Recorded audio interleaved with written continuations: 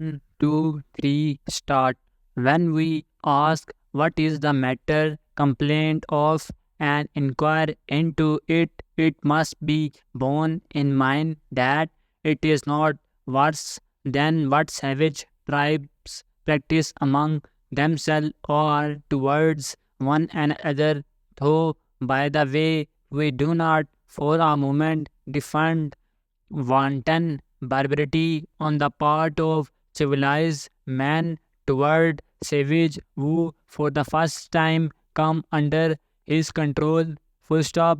Unhappily, this is always more or less an incident of the contact of civilized and savage man. If we cannot see all the way to a better state of things, we may at least anticipate some of the advantages which civilization should in the end be able to bestow on the one hand on the nation population, and on the other hand or on the other side on itself. In the first place or in the first instance, exploration affords a healthy subject of interest for the more adventurous spirits of all nations and adds additional chapters of interest to the story of the world. Number two, in the second place, new markets are opened for commerce and new field for the exercise of